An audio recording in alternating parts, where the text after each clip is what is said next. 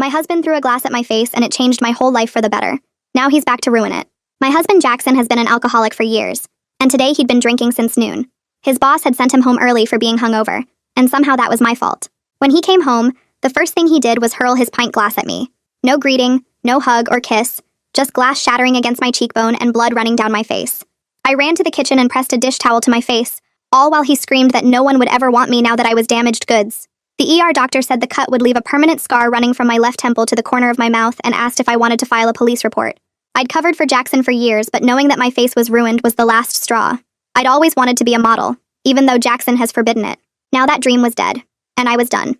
I said yes. I wanted to file a report, while Jackson's mother called me 46 times to say I was overreacting and ruining her son's future over a little accident. 6 weeks later, I was living in a women's shelter with a restraining order and a face that made strangers stare, then quickly look away. The scar had healed into a curved line that looked like a crescent moon had been carved into my skin. I wore hoodies with the hood up even in summer, and avoided mirrors because Jackson's voice saying "damaged goods" played on repeat in my head. But slowly I started going to the support group meetings where other women had their own scars, both visible and hidden. The counselor kept telling us we were survivors, not victims, but I still flinched whenever someone looked at my face too long. Then a photographer approached me at a coffee shop saying my face was the most interesting thing she'd photographed in years. She said the scar made me look like a warrior goddess, and asked if I'd model for her portfolio about resilience and beauty. I thought she was mocking me until she showed me the test shots on her camera, where somehow the scar caught the light and made me look powerful instead of broken. Within a month, those photos went viral on Instagram with millions of women sharing them and calling me brave and beautiful. A modeling agency called saying they wanted to sign me specifically because my scar told a story that resonated with people tired of perfect faces. My first campaign was for a major makeup brand with the tagline, "Beauty isn't perfect," and my scarred face was on billboards in Times Square. Every interview asked about the scar, and I told the truth about Jackson, and suddenly I was getting invited to speak at conferences about domestic violence. The modeling money let me start a foundation for women escaping abuse. I was on magazine covers, and women would stop me crying, saying my story gave them courage to leave their own abusers. Jackson lost everything once my story went public, and his company fired him for reputational damage. His mother called begging me to stop ruining his life, but I wasn't doing anything except telling the truth when asked. Sophie, my assistant, forwarded me screenshots showing he was living in his car after being evicted and getting rejected from every job once they Googled his name. His new girlfriend had left him when she found out what he did, and his friends disappeared once the news articles started circulating. He'd gone from a successful marketing executive to unemployable pariah in less than a year, while I was getting paid 6 figures to be the face of survivor campaigns. I was preparing for my TED Talk about reclaiming your narrative after trauma when my lawyer called saying Jackson was suing me for defamation and intentional infliction of emotional distress. He claimed I'd deliberately destroyed his life by lying about the incident, and was seeking $10 million in damages plus a gag order preventing me from ever mentioning him again. He says he has proof that you injured yourself to frame him, my lawyer said, reading from the filing. He's also claiming the scar was self-inflicted for attention, and that you've built your entire career on destroying an innocent man. I felt my hands start shaking as she continued reading his allegations that I'd planned everything to become famous. The worst part is he's representing himself, but he's got a team of men's rights activists funding his case, and they're already spinning this online as a false accusation that ruined a good man's life. She paused before delivering the final blow that made my blood turn to ice. He's demanding a jury trial and says he has witnesses who will testify that you were unstable and violent throughout your marriage. I stared at my scar in the mirror, knowing every word he said was a lie, but also knowing that Jackson had always been able to make people believe whatever version of reality he created. My fingers traced the scar one more time before I closed my eyes and took 3 deep breaths. I grabbed my phone and called Sophie, my voice staying steady even though my hands were shaking. So bad I could barely hold the phone. "Cancel everything for the next week," I told her. "We need an emergency meeting with the legal team tomorrow morning." Sophie didn't ask questions, just said she'd handle it and started listing the appointments she'd move. That night I couldn't sleep at all. I sat at my kitchen table with my laptop and started digging through old emails from 2 years ago. Every photo from the ER visit was still in my sent folder from when I'd emailed them to myself for backup. The close-up of my face with blood running down showed the glass pieces still stuck in my skin. I found the medical records showing the exact depth and angle of the cuts. The police report had Jackson's blood alcohol level at 0.21 when they arrested him. I organized everything into folders on my laptop, creating a timeline with dates and evidence for each incident. My eyes burned from staring at the screen, but I kept going, finding text messages where Jackson threatened me, voicemails where he screamed that I was worthless. By dawn, I had 47 folders of proof that every word I'd ever said about him was true. The next morning, I met with my lawyer at her office downtown, and she'd already brought in someone new. Melanie Groves walked in wearing a navy suit and carrying 3 boxes of files. "I specialize in defamation defense for domestic violence survivors," she said, shaking my hand firmly. She spread out my evidence on the conference table and studied each piece carefully.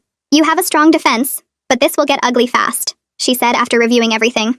Men's rights groups pick cases like this to make examples of women who speak out. She explained their strategy of drowning us in legal costs and public harassment until we gave up. 2 days later, Sophie's phone started ringing nonstop. 3 major brands called saying they were reassessing their contracts with me pending the lawsuit outcome. The foundation's biggest donor wanted an urgent meeting about potential reputational risks to their company. Sophie tried to reassure them, but I could hear the doubt in their voices through the speaker. By the end of the first week, my social media was completely flooded. Hundreds of messages from men's rights activists called me a liar and a fraud. The death threats started showing up in my DMs with specific details about where I lived and worked. One message described exactly what route I took to the gym every morning. Another had photos of my apartment building. Melanie looked at the screenshots and immediately said we needed to file police reports. "These aren't just angry comments anymore," she said. "This is targeted harassment meant to scare you into dropping your defense." Crystal Montgomery showed up at my apartment the next day with a clipboard and a serious expression. She walked through every room checking windows and noting entry points. "You need new locks immediately," she said, testing my door frame. "These are standard apartment locks that anyone could pick in 30 seconds. She recommended security cameras for my hallway and varying my daily routes. "Never take the same path twice in a row," she said. "Park in different spots, use different exits, change your schedule randomly." It felt exactly like being back in the women's shelter, planning every movement around staying safe from Jackson. Melanie filed our initial response to the lawsuit within the week. The document denied all of Jackson's allegations and asserted truth as our absolute defense. She also filed a motion to dismiss his most ridiculous claims as legally baseless.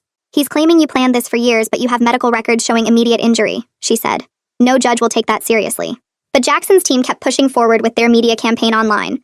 I started seeing Adriana Fowler 3 times a week to prepare for what was coming.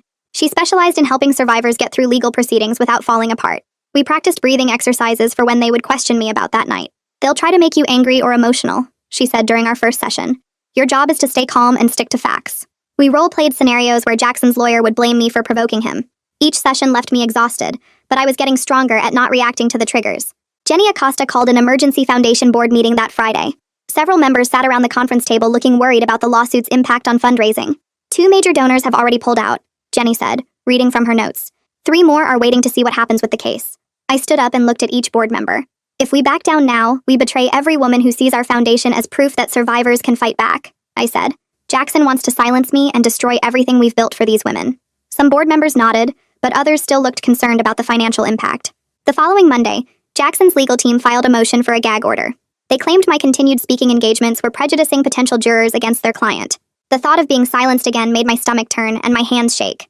I'd spent 2 years finding my voice after Jackson tried to destroy it, and now he wanted the court to take it away. Melanie said we'd fight the motion, but warned me that judges sometimes granted partial gag orders in high-profile cases. "We need to be strategic about what you say publicly from now on," she told me. Sophie knocked on my office door the next morning, holding her phone with a worried look on her face. A reporter from some gossip site had called asking for our comment about new developments in Jackson's case, but wouldn't say what those developments were. Sophie and I decided not to say anything until we knew what Jackson's team was planning next. 3 days later, the court papers arrived and my stomach dropped when I saw the timeline. Judge Charles Osborne had scheduled our first hearing for just 3 weeks away and set an aggressive discovery schedule that meant Jackson's lawyers could dig through every part of my life looking for dirt. Melanie called me immediately after getting the same papers and warned me this judge liked to move cases fast, which meant we'd have less time to prepare than we hoped. I spent that afternoon on the phone with the TED Talk organizers explaining why I had to withdraw from their event next month. They were understanding, but I could hear the disappointment in the coordinator's voice when she said they'd been promoting my talk for months already. Another piece of my voice being taken away by Jackson's lawsuit. The next morning, Sophie showed me her laptop screen, and I felt sick looking at my own medical records from the ER visit posted on some trashy gossip blog. Someone had edited the records to make it look like I had old scars from self-harm, even though the original records showed nothing like that. Melanie filed an emergency motion about evidence tampering within the hour and demanded the blog take down the fake documents. Crystal called me that afternoon saying she'd noticed the same dark sedan parked outside my building for 3 straight days. She ran the plates through her contacts and confirmed it was registered to a private investigation firm that Jackson's team had hired to watch me. Now I couldn't even leave my apartment without wondering who was following me and what they were looking for. 2 days later, my biggest makeup sponsor called asking if we could soften my campaign message to avoid controversy during the lawsuit. The marketing director suggested we focus on general empowerment instead of survivor stories until the legal situation was resolved. I told them no, because that was exactly what Jackson wanted, and I wouldn't let him control my message even through corporate pressure. I could hear the hesitation in her voice when she said they'd discuss it with their board and get back to me. That weekend, Sophie forwarded me a link she said I shouldn't read, but I clicked it anyway. Some supposedly neutral website had published an article examining both sides of our story and giving equal weight to Jackson's lies and my documented truth. The article treated his claims about me faking my injury as seriously as the police reports and medical records proving what really happened. The comment section was full of people arguing, and Sophie begged me not to read them. but I couldn't stop scrolling through the hate. Monday brought an email from a journalist named Kathy Sumner, who said she'd been investigating the funding behind Jackson's legal team. She'd traced the money to a larger network that was systematically targeting prominent women who spoke out about abuse. Kathy wanted to interview me for her investigation, but when I called Melanie, she advised against talking to any journalists until after the hearing. The discovery requests arrived by courier that Tuesday, and my hands shook as I read through the list of people they wanted to depose. They demanded depositions from the photographer who discovered me and launched my career with those first photos. They wanted to question the counselor from the women's shelter who'd helped me rebuild my confidence after leaving Jackson. They even wanted to depose Sophie, who'd only been working for me for 6 months and had nothing to do with my marriage. Reading through the list felt almost as violating as that night Jackson threw the glass at my face. Every person who'd helped me heal was now being dragged into his attempt to destroy me again.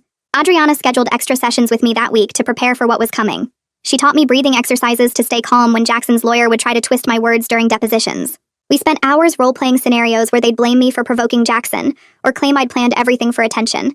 She'd pretend to be Jackson's lawyer, asking horrible questions about why I stayed with him if he was really abusive. Each session left me exhausted, but I was getting better at not reacting when she pushed my buttons.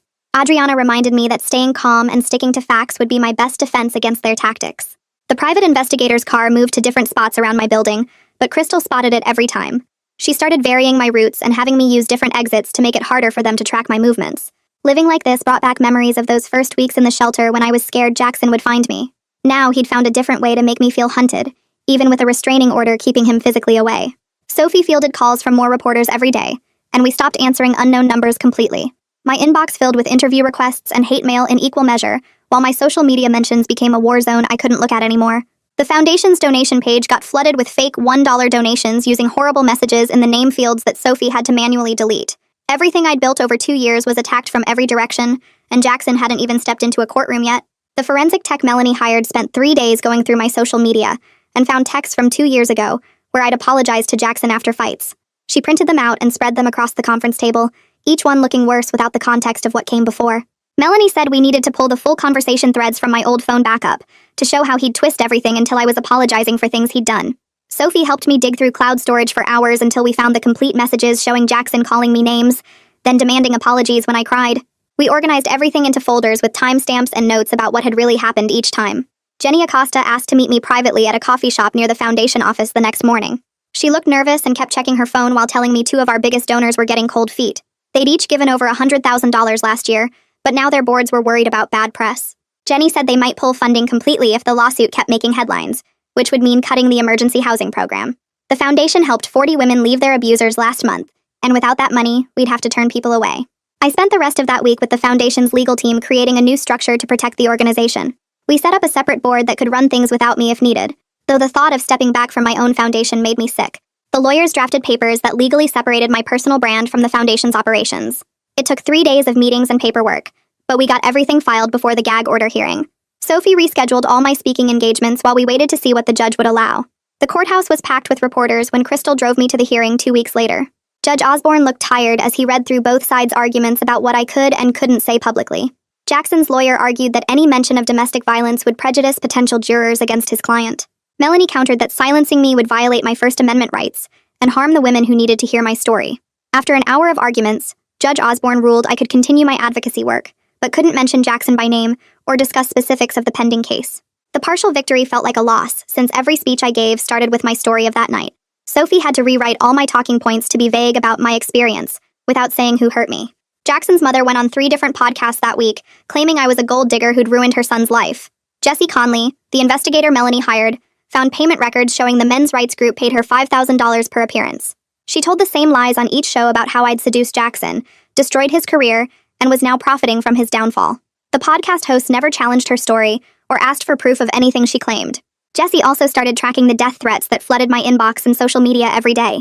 Most were random trolls, but the worst ones included my home address and daily schedule, which meant someone was watching me.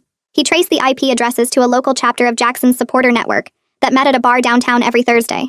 The police took the report, but said they were overwhelmed with similar cases and couldn't promise much. Crystal started varying my routes even more, and had me use 3 different cars to throw off anyone following me. Then Melanie got a call that changed everything about our case. Cole Erickson had lived in the apartment next to ours for 2 years, and heard everything through the thin walls that night.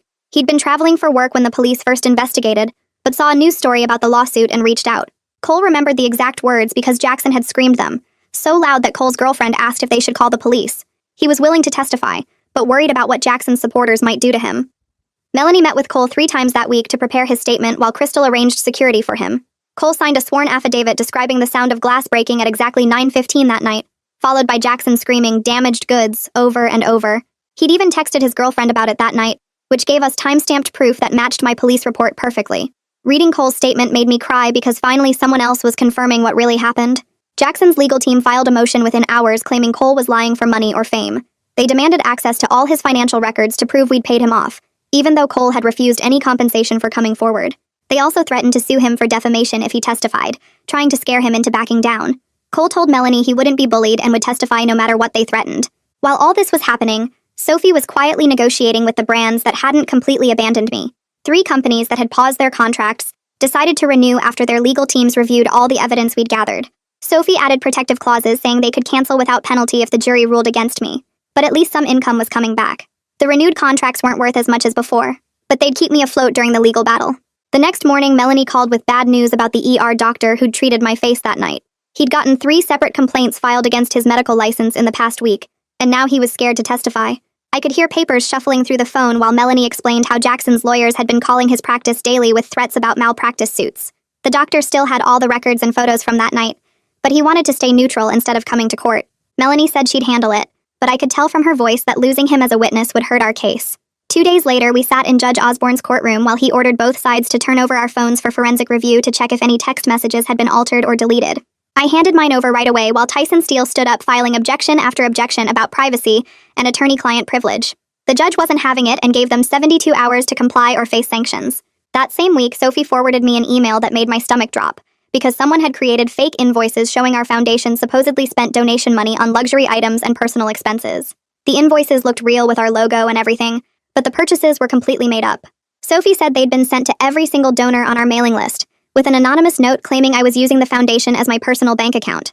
Our accountant had to drop everything and start pulling real receipts and bank statements to prove the invoices were fake. I spent the next 2 days locked in the foundation office with our financial team going through every single transaction from the past year.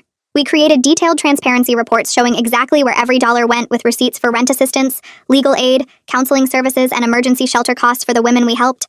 My eyes burned from staring at spreadsheets, but we managed to publish everything online before Jackson's team could spread more lies. The photographer who discovered me had her deposition scheduled for the following Monday, and I watched through a video link as she sat across from Tyson Steele answering his questions. She explained how she'd approached me at the coffee shop because the scar made my face interesting, and how the photos were about showing strength, not attacking anyone. Tyson kept trying to make her admit she'd exploited my trauma for profit, but she stayed calm and just repeated the truth about wanting to show beauty in survival. 3 weeks into the legal battle, I got home to find Crystal holding an envelope that had been delivered by courier. My hands shook as I read Jackson's handwriting saying he forgave me for destroying his life and hoped I could find peace with myself. The letter came through his lawyer, so technically it didn't violate the restraining order directly, but the psychological effect was exactly what he wanted. Melanie filed for sanctions immediately, but Judge Osborne only fined Jackson's team $2,000 for the violation without dismissing the case. The fine felt like nothing compared to the panic attacks I'd been having since reading his words about forgiving me, like I was the one who'd done something wrong. Then finally, some good news came when Ricardo Guerra called Melanie saying he wanted to testify about Jackson's drinking at work. Ricardo had been Jackson's co-worker for 5 years, and remembered multiple times Jackson came to work drunk or hungover. He even had emails where Jackson bragged about keeping me in line and making sure I knew my place. Ricardo was nervous about getting involved, but said he couldn't stay quiet knowing Jackson was trying to flip the story. The next afternoon, I sat in Adriana's office shaking with rage about having to prove over and over that I was telling the truth. She had me do breathing exercises and write down all my anger in a journal that we burned in her fireplace. We spent 2 hours working on ways to channel my fury into determination, instead of letting it eat me alive. Adriana reminded me that my truth didn't need Jackson's validation, and that staying focused on helping other women was more important than his lies. By the end of our session, I felt steadier, even though the anger was still there under the surface. The following week, Melanie called with news that made everything else fade away, because Jackson's team had made a settlement offer. They would drop the lawsuit completely if I signed an NDA agreeing never to mention Jackson or the glass incident in any public forum ever again. The offer also required removing all references to domestic violence from my speaking engagements and basically erasing the foundation's origin story. Melanie said the offer was good for 72 hours and that some of her colleagues thought I should consider it just to make this nightmare end. I stared at the settlement papers thinking about all the women who'd told me my story gave them courage to leave. Signing would mean betraying every single one of them and proving Jackson right that money could buy silence. The smart move would be taking the deal and moving on with my life, but I knew I'd never forgive myself for choosing the easy way out when, So many women were counting on me to keep speaking. I told Melanie to reject the offer and prepare for trial because some things were worth more than peace. The foundation board called an emergency meeting 2 days later, where Jenny Acosta and 3 other members sat around the conference table looking worried while I explained why taking the settlement would destroy everything we stood for. Jenny kept tapping her pen against her notepad, while the treasurer pulled up donation reports showing a 30% drop since the lawsuit started. I reminded them that our whole mission was helping women escape abuse and find their voices, not teaching them to accept money for silence. The room got quiet until Jenny surprised everyone by standing up and saying she agreed with me because her own sister had been silenced with an NDA 20 years ago and still regretted it. The vote came down 4-3 in favor of rejecting the settlement, with Jenny casting the deciding vote. That night, I sat at my computer for 6 hours writing a new speech about surviving trauma that never once mentioned Jackson's name, but still told my truth through broader themes about healing and resilience. I practiced it in front of my bathroom mirror over and over, finding ways to describe the glass, the scar, the shelter, and the recovery without saying who caused it all. 3 days later, I delivered that speech at a women's conference and watched 800 people rise to their feet applauding while tears ran down my face.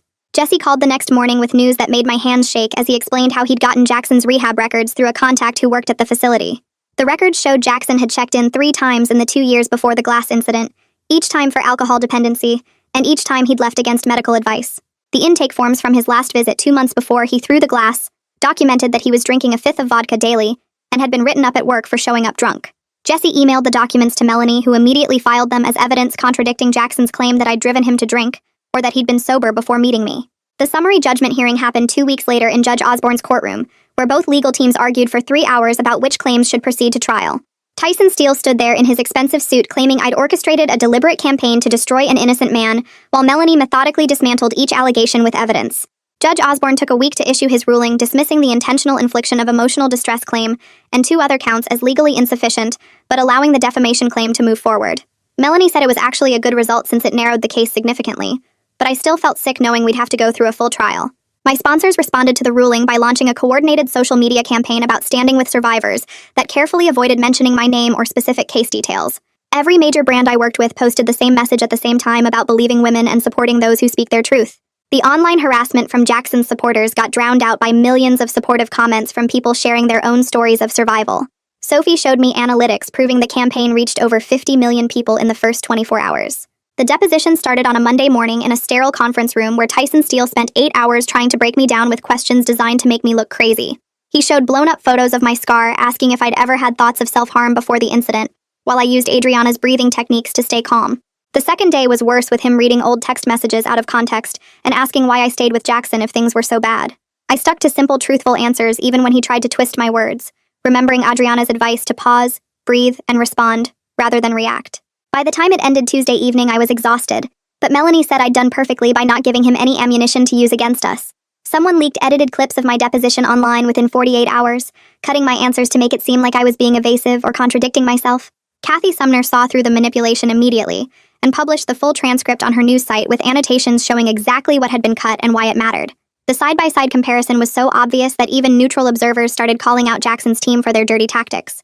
Kathy kept digging and discovered the Men's Rights Network backing Jackson had funded 12 similar lawsuits against prominent women who'd spoken about abuse. Her investigation showed they specifically targeted women with public platforms, using the legal system to silence and bankrupt them. She published the expose despite 3 cease and desist letters, though her editor made her redact some names to avoid additional lawsuits. The ER doctor who'd treated me finally agreed to help after his lawyer assured him that telling the truth in a legal proceeding couldn't result in liability. His written declaration detailed the glass fragments he'd removed from my face, the angle of impact proving the glass was thrown not self-inflicted, and his professional opinion that the injury pattern was consistent with assault. Melanie filed it as evidence along with his original medical notes and photos from that night. Jackson's team responded by filing complaints with the medical board claiming the doctor had violated HIPAA by discussing my case, and with the photography board saying the photographer had exploited a vulnerable person. Judge Osborne called both sides into court and warned Tyson Steele that continued harassment of witnesses would result in sanctions, including possible dismissal of the case. The next morning, Sophie called me with news that made me actually laugh for the first time in weeks. The audit Jackson's fake invoices had triggered came back showing our foundation didn't just meet industry standards but exceeded them by every measure. Our accountant had worked around the clock pulling 5 years of records, and the independent auditors found we spent 93 cents of every dollar directly on helping women escape abuse. Sophie posted the full audit report on our website and social media, with a simple message about transparency and truth always winning. Within hours, 3 new corporate sponsors reached out wanting to support an organization with such clean finances. Ricardo called Melanie that same afternoon saying he'd found his old performance reviews from Jackson's company. The documentation showed Jackson had been written up twice for showing up drunk to client meetings the month before he threw the glass at me. There was even an email from HR warning him that one more incident would mean termination. Ricardo faxed over 20 pages, including witness statements from co-workers who'd seen Jackson drinking vodka from a water bottle at his desk. Melanie added it all to our evidence file, which was now thick enough to need its own filing cabinet. The court-ordered mediation happened 2 weeks later in a bland conference room downtown. Jackson showed up in a suit that looked too big for him now and wouldn't make eye contact with me. Tyson Steele did all the talking while Jackson sat there with his arms crossed. They wanted $10 million plus a public apology where I'd admit to exaggerating the incident. The mediator, an older woman who'd seen everything, actually stopped taking notes and stared at Tyson. She told him the demand was completely unrealistic, given the mountain of evidence we'd presented. Jackson's face turned red and he slammed his hand on the table before Tyson grabbed his arm. We left after 2 hours with nothing resolved. I started my university speaking tour the next week, driving to 3 different campuses with Crystal as my security. My modified speech never mentioned Jackson by name, but talked about surviving trauma and rebuilding your life. At the first university, a young woman waited after everyone else left to tell me she'd finally called the police on her boyfriend after hearing my story online. At the second campus, 3 girls approached me together saying they'd started their own support group. The third university had overflow crowds, and security had to turn people away. Each time I spoke, I felt stronger, remembering why I'd started telling my story in the first place. With the trial date set for next month, I needed structure to keep from going crazy with anxiety. Crystal started picking me up at 6 every morning for runs through the park where we never talked about the case. Adriana scheduled evening phone calls where we worked through breathing exercises and visualization techniques. Every weekend, Melanie came to my apartment for strategy sessions, where we reviewed testimony and practiced staying calm under pressure. The routine made me feel like I had some control when everything else was chaos. Jenny called an emergency foundation board meeting where she surprised me by making a motion to legally separate my personal situation from the organization. The vote was unanimous, with every board member standing to show their support, even while protecting the foundation's future. We spent the next week restructuring everything so the organization could continue helping women no matter what happened at trial. Our lawyers created a trust structure that would protect our programs and the women we served. Melanie had an idea that would put everything out in the open before the trial started. We built a website called The Truth About That Night, where we posted every single document in chronological order: medical records, police reports, witness statements, Jackson's work reviews, the audit results, everything.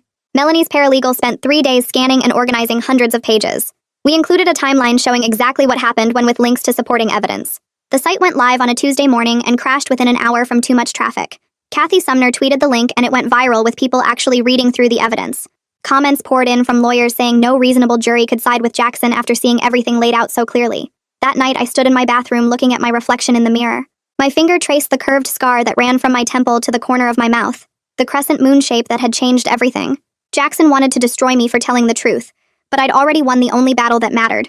I'd refused to be silenced. The woman in the mirror wasn't the scared victim who'd pressed a dish towel to her bleeding face. She was scarred but not broken, marked but not defeated. Tomorrow would bring more legal battles, and next month the trial would start. Jackson would keep trying to twist reality to make himself the victim. But tonight I could see the truth clearly. This scar had set me free. And that's the wrap-up for today. I always try to leave you with something that isn't just a story, but a little lesson you can carry with you. If this one sparked an idea or gave you something useful, that's a win in my book. Subscribe so you'll always have the next one ready when you need it.